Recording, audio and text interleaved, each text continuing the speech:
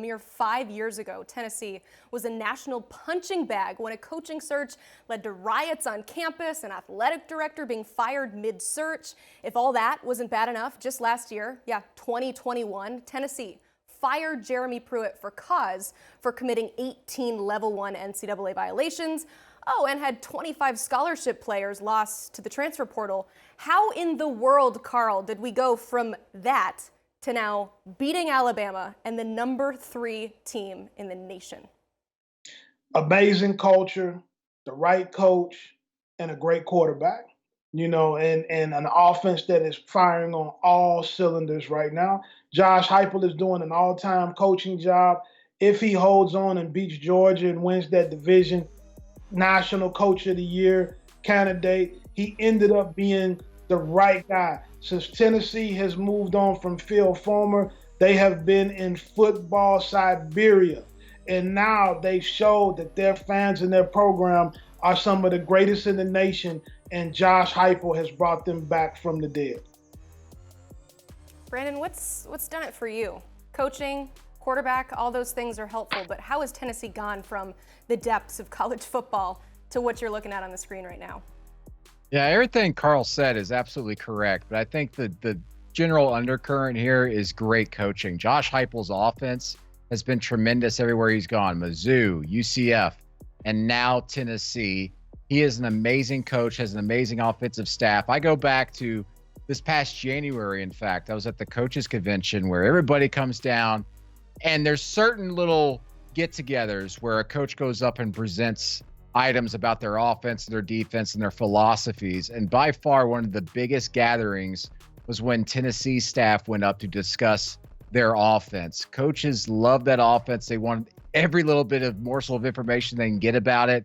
And this was a year ago almost now. And that just goes to show you how creative they are offensively, but also how great at coaching they are in game with adjustments and everything. And I'm sure we'll discuss this more, but the in-game adjustments they made to get Jalen Hyatt, their receiver, open, big reason why he had a record day with those 5 touchdown catches. Just amazing coaching job by this staff. You mentioned the offense. We knew when Heupel was hired that the offense was going to take a step forward. Hooker even got some dark horse Heisman talk in the offseason. Cedric Tillman, who Tennessee's been without for 3.5 games, got a little bit of that first-round love. But it takes more than just 2 players and Josh Heupel's offense to do what Tennessee is doing. So what did we miss or maybe overlook about this team that they're able to bring it all together in the 2022 season, Carl? That he was able to find the right guys for the system that he wanted to run. He didn't win some of those recruiting battles against Alabama and Georgia, but he knows his offense and his system so well that he's able to plug in the guys that have the very specific skill set that he needs to have them successful.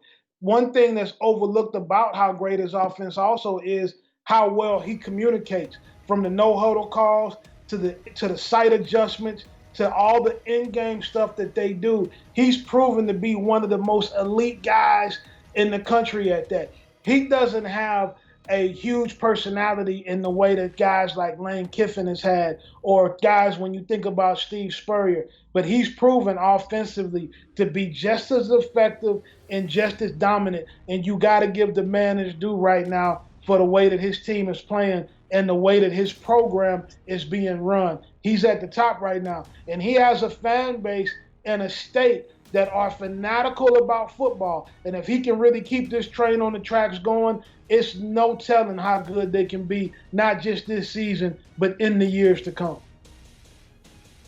I love what they do week to week because they improve week to week, whether it's offensively or defensively in certain areas. And that's the sign of, one, great coaching, but also he has the room. Those players listen to them. They take what they're teaching them and they apply it on the field in practice and, of course, on game days. That is the mark of a great coach. You saw it last season, week to week to week to week, them improve. This year, the same is happening. And again, as Emily said, boy, I can't wait to watch what this team might look like when they get Cedric Tillman back out there on the field. And for that matter, there are so many things they can correct and get better at, especially defensively. That's my one big concern with them. Some of those numbers are starting to even out. Pass defense has been really bad for them. but their third down defense had been pretty good. Those two numbers are starting to shrink and kind of come together. But the difference here is that Tennessee can get some pass rush going. Rodney Garland, the defensive line coach there, by the way, a coach who knows how to beat Alabama, previously coaching at Auburn. This guy knows how to make life hell for SEC quarterbacks. And he was doing that even for Bryce Young. And by the way, Bryce Young, what a tremendous performance by him, creating something out of nothing many times. But again, Tennessee is figuring things out, how to attack quarterbacks, how to attack certain offenses. A credit to Alabama that they were even able to score as much as they were, considering how much pressure they were getting on Bryce Young. But again, I love seeing the week-to-week progression here for the Tennessee Volunteers. And if that continues, why can't they be the national champions at the end of the year? I like that you asked that question because I'm going to throw it right back at you. Tennessee now number 3 in the AP poll, but is there a case to be made that they should be the number 1 team in the nation? I think they got the best resume. I mean, they do have the best resume. They've got 4 ranked wins right now, which is most of anybody right now. They've got the best win out of anybody in college football by beating number 3 Alabama, who some people thought were number 1 in some polls. They've got the best resume out there. They find ways to win. They gut out some wins. Of course, that overtime victory on the road at Pitt was fantastic as well. Doesn't get enough credit for what they had to do to cut out that victory. The Volunteers have the best resume on paper right now. But what makes people hesitant, one, is that defense. Secondly, I think there's still this idea of their offense being gimmicky, which it's anything but. It's consistent. It scores points every single week, no matter the opponent. And then also, I think we give a lot of credence, the benefit of the doubt, to the teams that have been there already and have been there in recent memory. Alabama, of course, Georgia, and then even Ohio State, which missed all of the playoff, but they got a lot of returning pieces. So we give them a little bit more of the benefit of the doubt. But as this season progresses, of course, Tennessee's going to have another shot here. If they beat Georgia, then I think there's no question they're the number 1 team. But there's no reason for anybody to ridicule anybody out there if they say, hey, I think Tennessee's number 1, because on paper, they've got the best resume. Well, I'm not going to go so far yet as calling them number 1. I know Brandon is telling me this is the best resume, but this isn't a job interview. This is college football. And right now, you still have to consider the fact that Georgia and Clemson are going to bring elite defensive play to the table. And Tennessee doesn't necessarily have a championship caliber defense. They do have an offense that can score with anybody. But how do they respond when they get to playing Georgia, when they have to play a Clemson or an Ohio State in the playoffs, when you can't just run up and score every play because their defenses are very sound and elite at that level? It remains to be seen. But one thing's for certain and 2 things for sure. Tennessee controls its own destiny.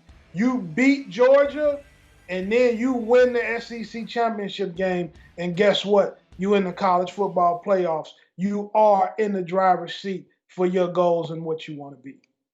Carl, let me ask you this. Who's the greatest college football coach right now? Right now, I mean, to me, it's still Nick Saban. It's the guy that has multiple national championships at 2 different schools. I still think that he's the best coach in college football, and I've seen this scenario before. I would be careful about counting out Alabama. We've seen them lose games before, and they went out the rest of the season, and all of a sudden you playing them again in the SEC championship game, and they beat you. So I wouldn't count Nick out just yet. Okay, that was my easy question, right? Real quick on that on Saban with Alabama. I thought that was an easy question. These last 3 weeks for Alabama have been topsy-turvy because they lost Bryce Young in that Arkansas game a few weeks ago. And I want to see how this Alabama team rallies back together now that Bryce Young's healthy and he's the leader of this team. I think that goes far in not just with the offense, but also the defense and getting everybody back on the same track. They've been through hell the last 3 weeks, Alabama. Do some tough games, some tough moments without their quarterback out there in the field. Let's see how they respond from this. And I'm with Carl. I think they're very well a team that could and probably will end up being in the college football playoff at the end of the year. Yeah, a lot of uncharacteristic penalties for this team as well. But guys, you see the graphic down below. It's a power tee. You see Carl's great hat. It's also Tennessee. So we're still talking about Tennessee. My point in asking that question, Carl, was that if Nick Saban is the greatest coach right now. How is it that he is unable to figure out this Tennessee offense, but you think that a guy like Kirby Smart, also, reigning national championship head coach, what makes you think that he's able to figure it out if Nick Saban can't? Well, I think he has it figured out just fine. I think Kirby Smart will figure it out. I don't think it's gimmicky. I think that Kirby Smart has better players in the secondary than Nick Saban does right now.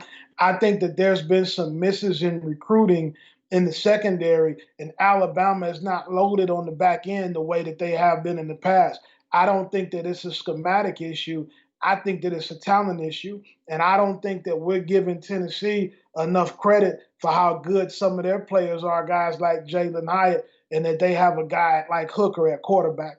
I think that it's a talent thing. So I don't think it's about scheme and outsmarting guys and figuring guys out. I still think at the biggest level, it's about players and stars playing like stars. And right now, Tennessee's guys are playing like stars. Along those same lines, Brandon, we so appreciate you stepping in today, but we have to ask you about a tweet that you sent out yesterday. You said, quote, "Anyone else get notes of LSU's 2019 offense when watching Tennessee and Hendon Hooker this season? Okay, bye." So you casually just dropped that bomb and walked away for all of us to enjoy it. We would love for you to expand upon that a bit, because along those same lines of the Jimmies and Joes versus the coaching there, LSU had some stars, not just on Saturday, but on Sunday. Now listen, my tweet, I mentioned notes, like it's like a fine wine. Okay. You're okay. Sense a little bit. Take a taste. Quick whiff. I take some notes of Forrest Floor and Joe Burrow. No, I do think that they're comparable. I think what you're seeing is the next great offense in the SEC, and that goes from 2019 Joe Burrow and LSU to 2020 Alabama, which I think a lot of people, including even myself, might say that offense was better. In fact, it was statistically better in some areas than that LSU offense.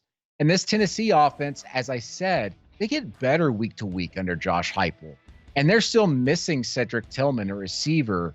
And what they're doing with Jalen Hyatt and the in-game adjustments to get guys open, the matchups, as you're seeing on the screen, just tremendous things. Guys wide open running in the field. This is an offense that can score against anybody.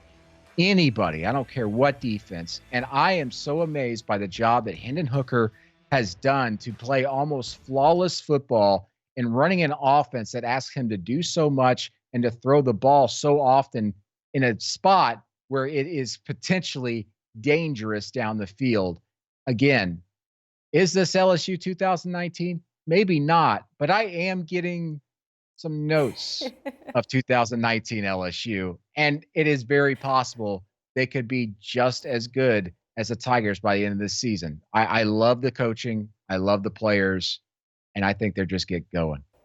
Carl, you're our football sommelier here. You sensing some notes, some whiffs of that 2019 Tigers team? I can remember the music award ceremony when the great Jay-Z said, "Men lie, women lie, and numbers don't."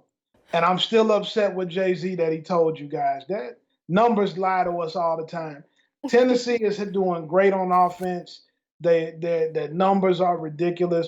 But let's not jump off the cliff and compare them to that LSU team with the Heisman Trophy winning quarterback, #1 pick in the draft, Jamar Chase. The guys that LSU had on that team were absolutely unbelievable. They left the field early in a lot of games because they were blowing people off. So, there was a lot of games where the night ended early.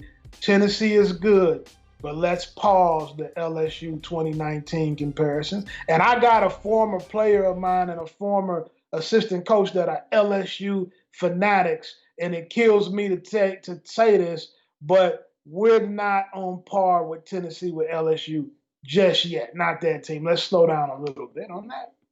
Real quick, one more thing here, Brandon. In your defense, the fact that we're even having this conversation when you have players that Tennessee does versus the ones that LSU boasted on that 2019 team, a great example of just how unknown some of these players were. Jalen Hyatt gained 25,000 followers on Instagram. Not that that is a mark of your football acumen, but just the fact that nobody knew who this guy was.